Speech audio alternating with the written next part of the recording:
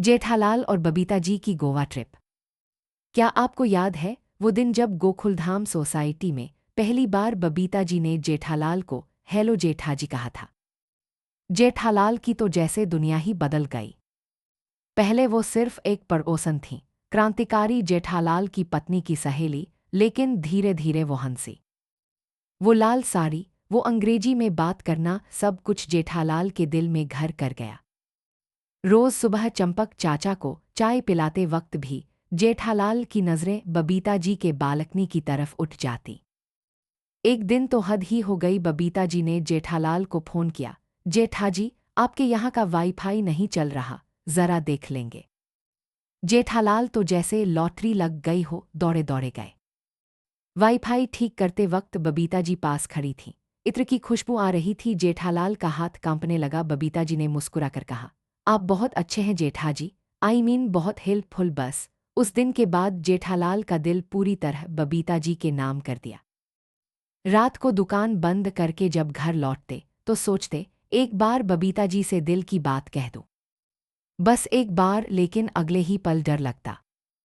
अरे भाई, अगर जेठिया को पता चल गया तो, और इधर सोढ़ी भाई तो मेरी हड्डी पसली एक कर देंगे। फिर आया वो मौका जिसका जेठालाल को सालों से इंतजार था।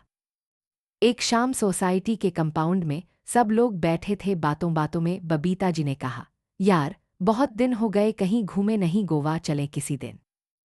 सोडा सोडा नहीं, सोढ़ी ने तुरंत मना कर दिया।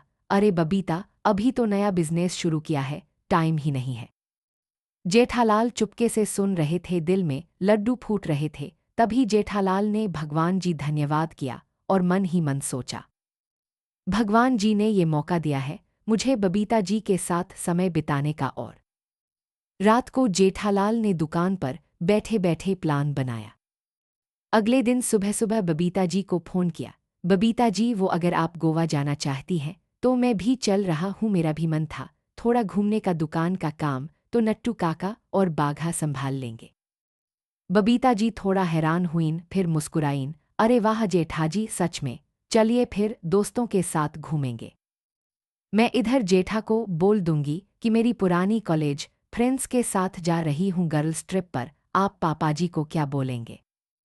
जेठालाल ने गला खंखारते हुए कहा, अरे वो तो मैं बोल दूंगा कि कोल्हापुर में मामा जी की तबीयत खराब है, 3-4 दिन के लिए जाना पड़ेगा। और बस प्लान पक्का हो गया। दोनों ने अलग अलग बहाने बनाए। जेठालाल ने चंपक चाचा को रुलाया कि मामा जी आईसीयू में हैं। चंपक चाचा ने आशीर्वाद दिया, जा बेटा, परिवार बड़ा जरूरी है। बबीता जी ने जेठा को बोला कि पूजा अर्चना के साथ गर्ल्स ट्रिप है। जेठा ने खुशी खुशी परमिशन दे दी। फ्लाइट में दोनों पास पास बैठे थे। जेठालाल ने पहली बार बबीता जी का हाथ छुआ, पानी का ग्लास देते वक्त। बबीता जी ने शर्मा कर मुस्कुरा दिया। जेठालाल को लगा जैसे स्वर्ग मिल गया। गोवा पहुंचे तो बबीता जी ने पहले से ही एक ब्यूटीफुल बीच रिसॉर्ट बुक कर लिया था। 2 अलग अलग रूम थे, लेकिन दोनों के रूम की बालकनी एक दूसरे से जुड़ी हुई थी। शाम को सूरज डूबते वक्त बबीता जी बालकनी में खड़ी थीं। हवा में बाल उड़ रहे थे। जेठालाल चुपके से अपनी बालकनी में आ गए। बबीता जी, बहुत खूबसूरत लग रही हैं आप। बबीता जी मुड़ी, हल्का सा शर्माईं, थैंक यू जेठाजी, आप भी तो बहुत स्मार्ट लग रहे हैं, ये टी शर्ट नई है ना? जेठालाल ने सीना तान लिया, हाँ हाँ, स्पेशल आपके लिए ही खरीदी थी।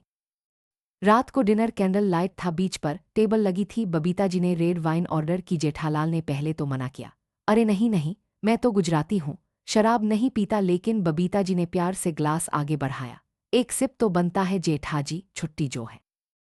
जेठालाल ने एक सिप लिया और खांसने लगे। बबीता जी हंस पड़ी। उस हंसी में जेठालाल डूब गए।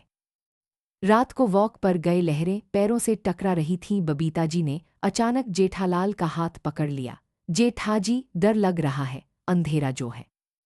जेठालाल का दिल जोर से धड़कने लगा, हाथ नहीं छोड़ा। उन्होंने दोनों हाथ में हाथ डाले चलते रहे। दूसरे दिन बबीता जी ने कहा, चलो पैरासेलिंग करते हैं। जेठालाल डर गए, अरे नहीं बबीता जी, मैं तो ऊंचाई से डरता हूँ। लेकिन बबीता जी ने जोर डाला, दोनों साथ में बंधे ऊपर उड़े। हवा में झूलते वक्त बबीता जी ने जेठालाल को गले लगा लिया, जेठाजी, मुझे बहुत अच्छा लग रहा है आपके साथ।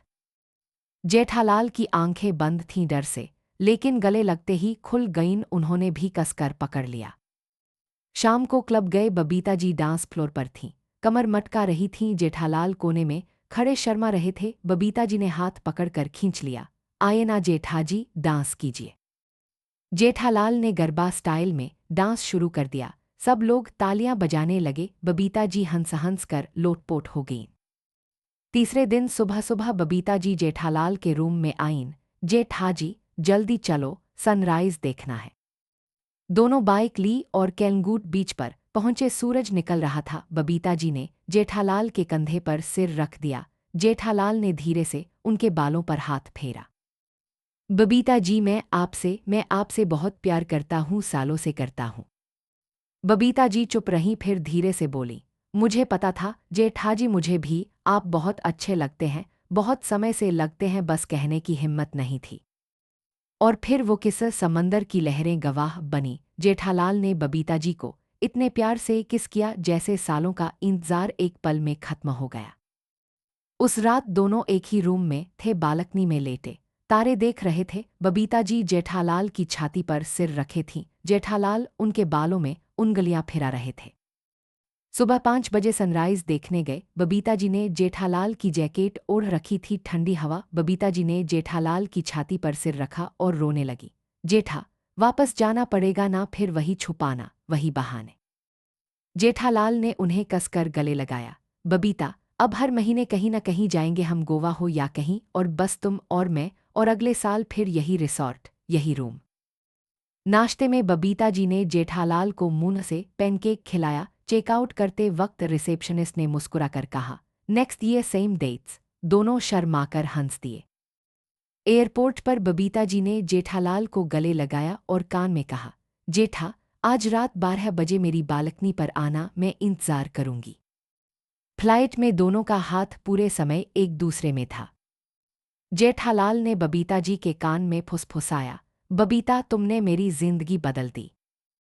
बबीता जी ने होंठ उनके गाल पर टिकाए और बोली, तुम मेरे हो जेठा, हमेशा विशा के लिए। और इस तरह गोवा की वो 5 रातें, जो सिर्फ एक ट्रिप नहीं, जेठालाल और बबीता की जिंदगी का सबसे खूबसूरत अध्याय बन गईं। हर साल वो वापस आते हैं, हमेशा अलग अलग बहाने, पर हमेशा एक ही रूम, एक ही बालकनी, एक ही समंदर और एक ही प्यार। 5 दिन कैसे बीत गए पता ही नहीं चला। आखिरी दिन एयरपोर्ट पर बबीता जी की आंखें भर आईं। जेठालाल ने उन्हें गले लगा लिया।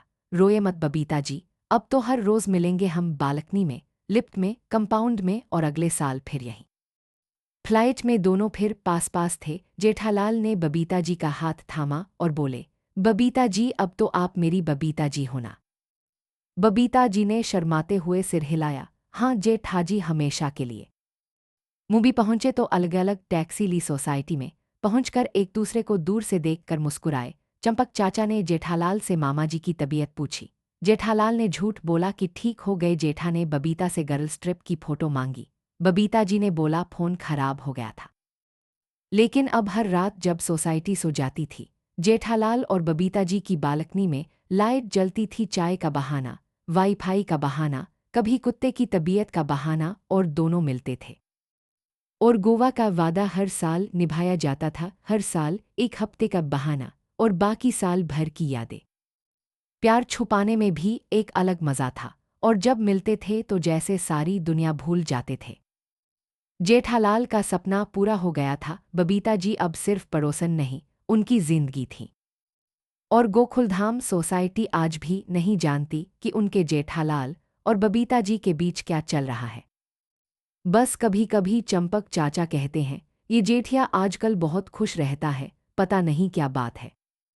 और जेठालाल मुस्कुराकर बोले, पापा जी, बस गोवा का पानी पी लिया था।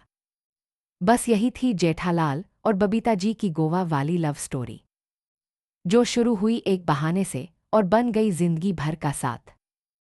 आप सभी प्रिय दोस्तों से निवेदन है कि आप सभी प्यारे दोस्त ऐसे ही और ढेर सारी मजेदार कहानियां सुनने के लिए हमारे इस यूट्यूब चैनल हिंदी कहानियां को सब्सक्राइब करना न भूलें और बेल आइकन को भी जरूर दबाएं। मिलते हैं आपसे अगले मजेदार कहानियों के साथ। तब तक के लिए हंसते रहिए, मुस्कुराते रहिए, मस्त रहिए और सुनते रहिए हमारे यूट्यूब चैनल पर हिंदी कहा। जय हिंद जय भारत।